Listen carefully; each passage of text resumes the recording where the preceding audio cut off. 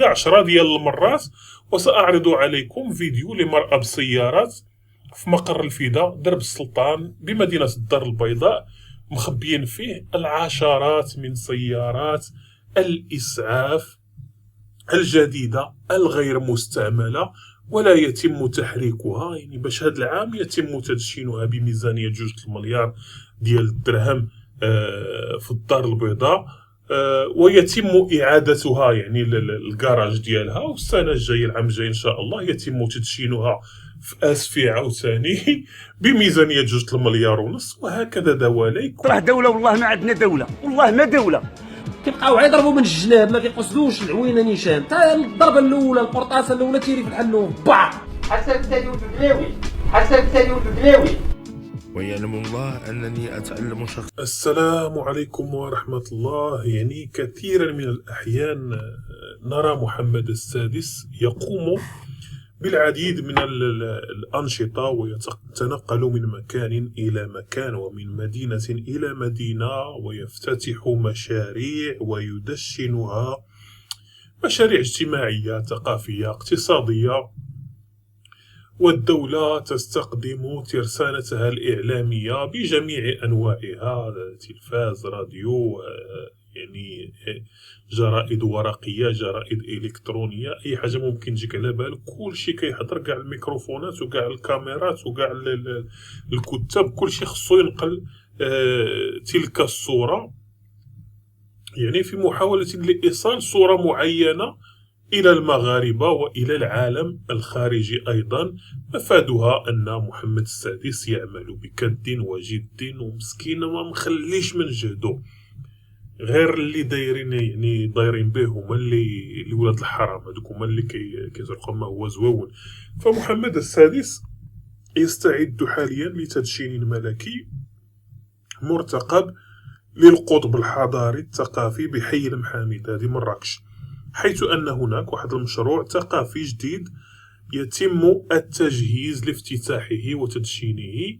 إلى هنا كل شيء على ما يرام، كل شيء مفهوم، ومن البديهي أيضا أنك عندما تبدأ أي مشروع سيكون عندك يعني واحد التجهيزات والأدوات خصك تشريهم، وكل ما يلزم، خصوصا يعني هذا الشيء بعد البناء، إن كان هذا المشروع يعني تحت إشراف محمد السادس يعني بالخصوص، وأنه تم رصد، خصنا نعرفوا ميزانية ضخمة، لكن لم تجد المديرية الجهوية لوزارة الثقافة مؤخرا من حل يعني باش تجيب المعدات والتجهيزات، يعني من حل سوى اللجوء إلى جلب التجهيزات والمعدات منين؟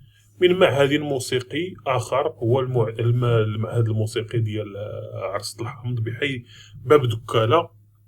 المراكشيين غادي يعطيوكم الخبر الصحيح، الذي سبق وأن تم تدشينه يعني هذا في الصيف الماضي، وأنا كنت شاهدت يعني هذا التدشين ديال هذا المعهد الموسيقي ديال باب دكالة. هذا التدشين الذي مر في أجواء بالنسبة لي كانت جد مضحكة، لأنه حضرت العشرات من الرجالات ديال الدولة، ومن والي وقياد وباشا ورجال الدرك والقوات المساعدة من رتب عالية، وكلهم يتسابقون يتدافعون من سيقوم بقطع جزء من الشريط باش كيتسمى هو الدشن ويظهر أمام الكاميرات. راني خدام زعما باش منين يسالي المهمة ديالو في نهايتها يسولوه شنو درتي في المشوار ديالك، يستعرضوا عليهم الفيديوهات ديال التدشين. هادو هما الانجازات عندنا حنايا، وهذا الشيء اللي تيدير لنا حتى محمد السادس حتى هو، يدشنوا بنادم تابع تصاور وحال فمو، في حين ان الواقع شيء اخر، وكيبقى بنادم واو السيد خدام، حنا اللي ما حامدينش الله، السيد ما كاينش منه. المشكل أن هذا المشروع يعني مجرد حيطان بدون تجهيزات، هذا المشروع اللي كنهضروا عليه. ويقول الخبر أنه تم نقل كتب من خزانة ابن يوسف بالمركب الثقافي بحي الدوديات إلى المشروع الثقافي الجديد. هذا المشروع اللي غادي يدشنو محمد السادس ما لقاوش باش غادي يعمروه وباش غادي يجهزوه، مشاو كيجهزوه من خزانه وحده اخرى، من معهد موسيقي واحد اخر، كيعمروه بدوك التجهيزات باش يقولوا ها حنايا فوالا ها المشروع ها هو واجد، هذا المشروع الذي يدخل في إطار واحد الشراكة ما بين ولاية الجهة والبلدية ديال مراكش ووزارة الثقافة والشباب. أيضا هذه الوزارة ديال الثقافة الاتفاقية كتقول على أنها وزارة الثقافة هي من تتولى تجهيز وتسيير المعهد الموسيقي والخزانة والقاعة المتعددة الاختصاصات، وعندهم واحد المسرح أيضا. يعني نحن هنا نتكلم فقط عن مشروع مركب ثقافي، يعني ماشي شي حاجة، مكتبة ومعهد يعني موسيقي بميزانية 1.5 مليار، بالرغم من أن الميزانية ضخمة جدا اللي كانت هي مرصودة لهذا المشروع، والتي بطبيعة الحال سيقوم كل شخص منهم مرت الميزانية تحت يده باقتطاع جزء منها لنفسه، مع العلم أن هذا المشروع الذي كان من اللازم أن يكون يعني كان خصهم يكونوا كملوه يعني في الصيف في شهر يوليوز الماضي، لا زالوا يرقعون فيه وفي تفاصيله، وقالوا أن الميزانية لا تكفيهم لشراء المعدات، وبما أن المواطن المغربي بثقافته وبكيانه وكل على بعضه لا يقيم له أحد وزنا من المسؤولين اللي هما ديما مشغولين، مشاو لجماعة أخرى وأفرغوا المكتبة من معداتها دون ما أي اعتبار للساكنة ديال ديك المنطقة والاحتياجات ديالهم الثقافية والاجتماعية، فقط باش منين يجي سيدهم يلقى ما يدشن، ومن يجي يصور قدام الكاميرات يلقى كي كنقولوا المكتبة عامرة ولا المعدات كاينين. بالرغم من أن هذه المعلومة منشورة على الجرائد وأصبحت معلومة موثوقة وأي واحد بإمكانه يطلع عليها، غادي يخرجوا عاوتاني شي وحدين، يخرج لك شي بودنين ويقول لك عاوتاني ما فراسوش، هو لا يعلم شيئا عن هذا البلد، بالرغم من أن جواسيسه ومخبرينه منتشرين في كل ركن من أركان هذا الوطن، فلا تكاد تخطو خطوة واحدة إلا وصادفت أحدهم، إلا أنهم يعني الاختصاصات ديالهم ماشي يعني يوصلوا الأخبار ويوصلوا الأخبار الفساد فقط، هما متخصصين في نقل الوشايات والإخباريات عن المواطنين. هذا نشر على الفيسبوك، هذا نشر في اليوتيوب، هذا نشر في التويتر، هذا في الانستغرام، ويتم اعتقالهم. هذا الإمام نهار الجمعة خطب واحد الخطبة ما دعاش مع الملك، يعني هذا الشيء اللي الاختصاصات ديالهم هاد الهضره كتوصلوا كيسيق لها الخبر، اما حوايج اخرين ما كيسيقلهمش الخبر. يعني الناس من ينهب المال العام بعلم من سادسهم ما مسوقنش لهم، بل وتجده حتى هو له نصيب في كل هذه المشاريع الوهمية التي تصرف لها مبالغ خيالية، لكن هذه المبالغ يتم اقتصادها بين المفسدين وحاميهم، حاميها حرامها. وأما المعدات المخصصة فيتم نقلها من مكان إلى مكان على أساس أن محمد السادس هو من قام بإنشاء ذاك المشروع، وأنه مشروع متكامل. من يجيو عاوتاني مالين دوك المعدات ويخويوها يقول لك هادوك اللي مقابلينها هما اللي خواو، وهي أصلا السلعة ماشي ديالهم والمعدات ماشي ديالهم، هازينها من بلاصة أخرى غير باش يتصوروا بها وباش يصوروا المغاربة على أساس أننا حنا. هادي راه غير واحد النبذة، راه كاين شي مشاريع وهمية كبيرة راه مصيبة كحلة، غادي نرجع لها إن شاء الله فيما بعد، ويبيعوننا الوهم، بل أن يعني ممكن يبيعوا لنا سلعة وحدة 10 ديال المرات.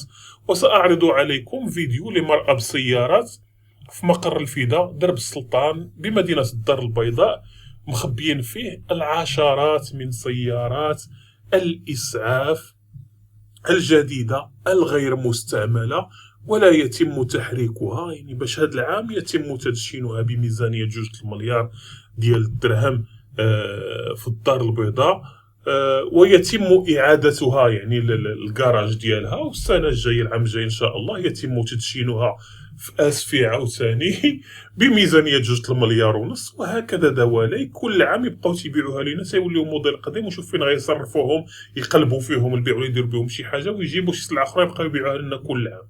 يعني نفس السلعة، وكل عام محمد السادس كيجي وكيتصور علينا مع بزاف ديال المشاريع اللي الأغلب ديالها ما كيكملش.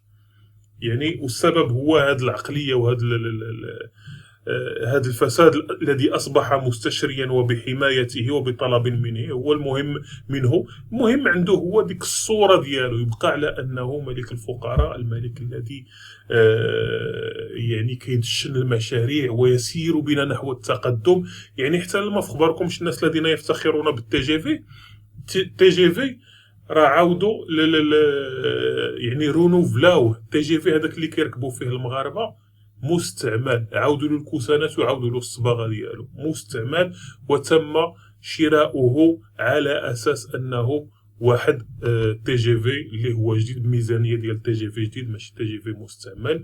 والميزانيه ديال هما اللي كيكون الثمن ديالو القيمه ديالها المضافه ولا ديك الفلوس ديال الفرخ مشات كلها لفرنسا باش تعرفوا فلوسكم فين كيمشي. والمصيبه يعني ان هذه السلع حتى هاد لي زومبولونس اللي وريناكم لا احد يستفيد منها. يعني اتحداك ان تتعرض لاي مكروه في اي مدينه يعني تعتبرها اكثر تقدما في المغرب وتطلب سياره اسعاف وان تحضر يعني هذه السياره في اقل من ساعه. هذا الشيء الا جاتك سياره الاسعاف من غير يعني في حاله واحده اذا كان المصاب اجنبي، اما المغربي فلا عزاء له. فقد رأينا جميعا حتى الطفلة التي احترقت في شباك بيتها والناس يستنجدون. احنا مازال دغيا كنساو، هذا هو المشكل ديالنا حنا المغاربة، يستنجدون بالسلطات والسلطات ترفض يعني في رد فعل غريب وغير مفهوم التجاوب مع المواطنين ويرفضون القيام بعملهم. يعني حتى يعني فات الأوان فات الفوس، عاد نبداو ديك الساعه بداو تيقلبوا لينا على المبررات، لا كذا لا المواطنين اللي علمونا ما علموناش لا كذا. المهم شي يدخل وخرج في الهضره ويحملوها شي شويه للاب ديالها، ورجح مصدر مطلع بان يكون اللجوء الى معدات وكتب المؤسستين الثقافيتين المذكورتين بسبب عدم كفايه الاعتمادات الماليه، ومليار ونص ما كافيهمش في مركب ثقافي. عباد الله هادو شنو بغاو الإخوان ديالي؟ يعني كانت هذه هي الموضوع اللي بغيت نتقاسم معكم، وكانت هذه هي الحلقة ديال اليوم. ألقاكم في شي مصيبة أخرى في هذا المغرب هذا اللي كله كوارث. المهم حنا الهدف ديالنا هو إنارة الرأي العام، باش كاين شي أخبار كيدوزو من تحت الدف ما كينتبهوا لهمش الناس، ولكن هما الصلب ديال السياسة ديال المغرب والصلب ديال الفساد اللي في المغرب. إلا كان هذا المشروع صغير وكيعتبر مجرد نقطة في بحر، فكاين مشاريع أكبر من هذا، ولكن نفس الطريقة ونفس السياسة ونفس النهج، يعني من رأس الهرم من عند محمد السادس إلى أصغر مقدم. إخوان السلام عليكم وإلى اللقاء في فيديو قادم إن شاء الله.